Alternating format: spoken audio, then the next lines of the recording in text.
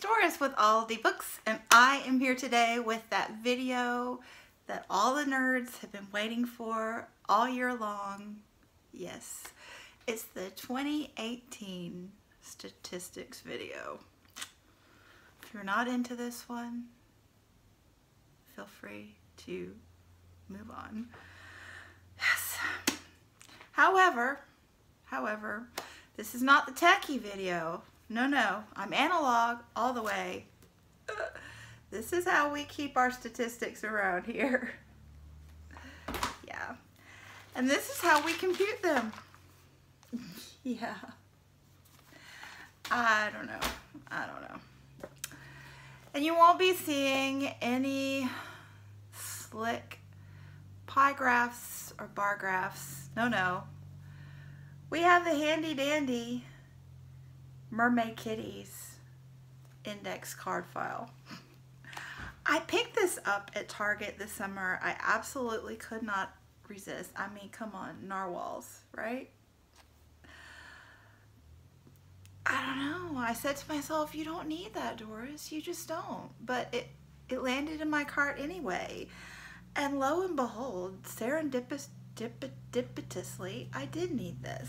I did. Because where else would I have put my 2018 in review?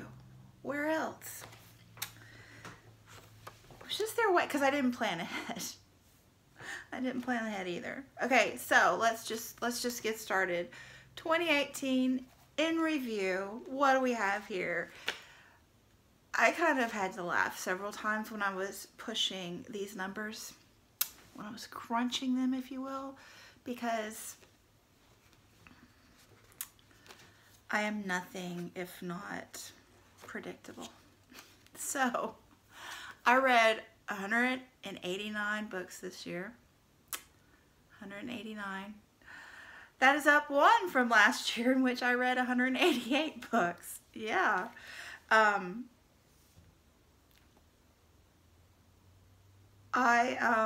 have to give you a little, I have notes too. I mean, isn't that clever on the flip side? So I have to give you a disclaimer before we get started with the rest of the breakdown. In 2017, when I did this the first time, I deliberately didn't set goals for any categories because I wanted to see how I read naturally. So I did that last year. I mean, the year before last. And then I was perfectly fine with how I read naturally, so I didn't set any of those goals again this past year. And I'm satisfied with my results, and for the most part decided I don't really care that much about setting those goals. I'm fine with how I read naturally. So, yeah. I wrote that twice. Why did I do that? Anyway. I also nixed the page count category. So last year I had the fancy how many pages that I had read in the year and how that broke down into pages per book. And I just looked at that number as I was making my cards today, and it's not a number that relates to my thinking. So I know some people like it, but it just didn't mean anything to me. And also, you know, when you have to do it this way, if it's not meaningful to you, you don't want to crunch those numbers.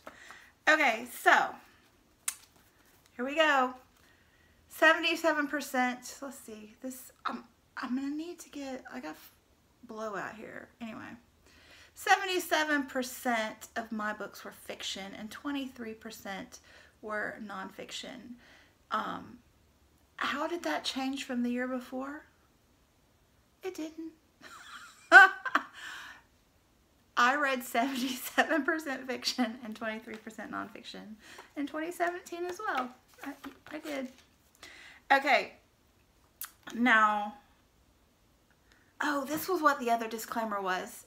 They weren't the same thing. Okay, what else I meant to say was that some of my numbers may not appear to add up, and that is because genres kind of and styles of books intermingle in my mind. So I might read a graphic novel and also put it in the historical fiction category because those are the only kind of graphic novels I read. So I think that, or nonfiction actually, or I might read a historical fiction book and also put it in the literary fiction category because historical fiction does not preclude it from being literary in my mind. So there you go. So that's why numbers, you know, numbers. But anyway, I read 19 memoirs, 7 essay collections, and 6 science-related books out of the nonfiction category. And those were very similar to 2017 as well, in which I read 22 memoirs, 6 essays, and again, 8 science-related books. So very similar there, no change, no change. Now, 44% of my books were what I consider literary fiction. That's down slightly. I have 49% in 2017, but I think it's probably the same because this year I made a deliberate decision to be a little more critical on what I consider literary fiction. So that accounts for the change here. I mean, nobody's out there. There's no literary fiction police telling you what's what. So I just decide for myself. And I was a little bit stricter, so I think I read the same amount. I was just stricter in my interpretation there. Okay, and then we have a little change here. 38% historical fiction. That is up a little bit from last year, was 35%. Not significant. 10%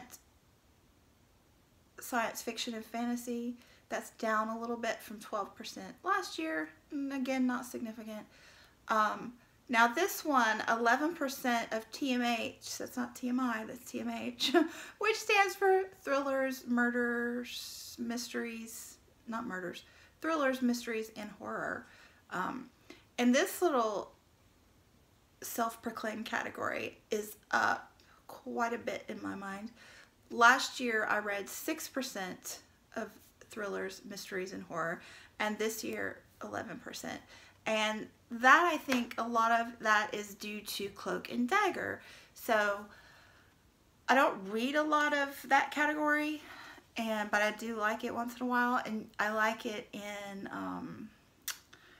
the fall, obviously around Halloween. But that, I do Spookathon in October for Halloween again. But the last 2 years that's gotten tangled up in Victober. And Victober seems to take over October, and I don't have time for Spookathon. But the lovely ladies who do Victober, a lot of them like to do Cloak and Dagger in December. So I decided this year, let me try Cloak and Dagger, and it was really fun. I liked it, and I think that boosted my number there. So almost double it. All right, so then we have style. So graphic novels, 15% this year. No, that's not a percentage. That's 15 graphic novels, individual ones. And I read 16 last year. Now these two are significant. I read 5 short story collections this year and 13 last year. And that is because I had a goal to read short stories the year before, and tried to read one a month. And I also used short story collections a lot in readathons, because they're fun to read, like one a day, and finish that book by the end of the week-long readathon. And I think I didn't do that as much this year. And then the poetry collections, I only read one this year, and that was only because I had a goal to read all of Sandra Cisneros' work. So, and one of those was a poetry collection. I read 3 the year before. So, and you know, I just didn't want to read poetry collections. Like, there was a prompt on the Reading Women Challenge to read a poetry collection, and I just didn't want to do that either. So I will get my one this coming year though, because Jen Campbell has a poetry collection coming out that I'm super duper excited about. So I will at least get my one, even if I'm not having the urge to pick up any others. All right, now these really get interesting. Now we're going to talk about the years that the books I read were written in, and this changed significantly this year. So I read 27 books from 2018 and 24 books from 2017. So these were like the new releases, because a lot of the books in 2017 were, I mean, I consider them new releases in 2018 at the beginning of the year, you know what I mean? So this was down a lot. So the year before, I read 32 new releases and 35 in the year prior. So that's huge, really. So that's 51 this year were new releases, and the year before I read 67. So I think that's pretty significant, I think. And the reasons for that were pretty obvious to me. Number one is my book buying control thing, where I was trying to not buy more books than I read. So I was very, very thoughtful about buying books this past year. I controlled that urge to, somebody holds up a book and you go and want to get it. I controlled that urge a lot this year. So I think that pulled down that new release number.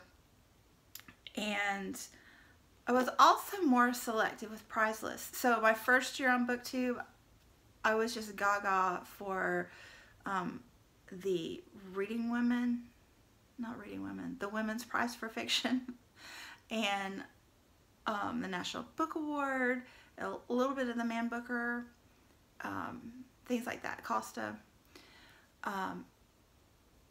Like, I read almost all of the Women's Prize books my first year. This past year, I was a little more selective, so I just chose my favorite few books from each list, and then once the prize was announced, I might get the winner if I had not already read it or purchased it. So I was a lot more selective with that, and that was also in part due to my controlling my buying. But also I found that first year that I really got engrossed in reading those prize list books, and it kind of held me back from my monthly reading. I got bogged down with those and couldn't read the other things I wanted to read. So yeah, I think that's something that, you know, from year to year I will evaluate based on my interest in the list itself and what I'm in the mood for. But anyway, that's what happened this year with that. So again, that played into this number, the books written in 2000s overall. So including the new releases in 2018 and 2017, but all of the books published in the 2000s was 64%. 64% of the books I read were written in any of the 2000s, which is way down from the year before. 80% in 2017. 80% of the books I read were written in the 2000s in 2017. So I attribute that to what I just talked about, my controls and my pulling back from those prize lists. But also, you're going to see Victober played a huge role in that. Buddy Reads played a huge role. Adam from Memento Mori played a little bit of role. I did a couple buddy reads with him, as well as reading a few of his book to film adaptation books, and just my own research, like the Steinbeck books and things like that. So I think that was a significant shift, 64% this year, down from 80% last year. So I'm reading a lot more older books and backlisted books. Okay, so this one is also, ooh, I didn't write my notes right here, guys. I threw them in the trash. Oh my gosh. So I'll look this up. I read 22 classics this year, so books written, I just consider that books written prior to 1900. I don't know. That's just what I went with for that. And then 10 modern classics. So, and that was just my own discernment there. And I remember I read 11 modern classics the year before, and then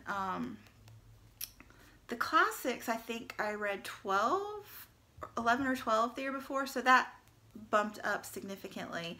And those were all due to Victober. So not only did I read a lot more books, Victober books, I think I read 8 or so in Victober or in October this year. And the previous year I only tried to read, I think, 4. So that was huge. But also just reading books in Victober in 2017 sparked an interest. So not only did I read Victober hugely in the month of Victober, but I read more Victorian literature throughout the year. So that was a big bump. It was like up 10 or 11 books from the year before. I'm gonna have to go back in my little office trash over there and dig out that number. I forgot to write it down. Okay, and then this one is down quite a bit. I read 13% of YA and middle grade books this year, and that's down from 24% in 2017. So in 2017, almost a fourth of my books were YA or middle grades, and this year only 13%. And I think that's good. I like to read YA in middle grades, but I didn't necessarily want to read 25% of that. And I think this change is due to being on BookTube, adult BookTube, and seeing, you know, all those choices. And also, my first year on BookTube, I was teaching at another high school, which I was big friends with the librarians there, and we talked a lot more about books. So I think that was why. But anyway. Okay, and then my star ratings. I don't really rate books. I just assume everything is a 4-star, and if it touches me emotionally or intellectually, I bump it up to a 5. And if there is something flawed about it, I bump it down to a 3. That's how I do it. So 25% of my books I rated 5-star, just in my bullet journal. I don't rate them anywhere else. And then that was 26% last year, or the year before, I'm sorry, I keep saying that. And then 12% I marked as 3 stars, and that's up from 10% the year before. So no real significant change there. Now this is a change. I DNF'd 12 books this year, and also unhauled a few that I didn't even try to read. And that is down from 5 the year before. And this is due to, again, that trying to monitor my TBR shelf. So I was a lot more diligent about just not reading it if I didn't think I was all that interested. And I think that you will see this trend again in 2019. I think I will probably DNF about this number because I'm trying to clear off those books from 2017 that I just massively brought into my home at a quick rate without seriously thinking about it. So I think I'll find a lot of books that now that I've honed my reading taste that I'm just not interested in. And then I think the following year in 2020, you'll see this DNF number dip back down to single digits, because once I get through those books I brought in 2017, then everything else I've thought about seriously before I brought it home. So that's that. Okay, this is samey. 64% of the books that I read were written by women, and the year before it was 63. So, and then 36% of the books were written by people of color. That is up from 31% the year before, so I think that's good. That's a nice boost there. And lastly, 11% of the books that I read were translated, and that is 12% the year before, so similar there. So yay, those are my statistics for 2018, and I just had fun with that whole process, including this. So anyway, thanks so much for watching. I'm loving all of the statistics videos. There aren't that many yet. I hope there are a few more.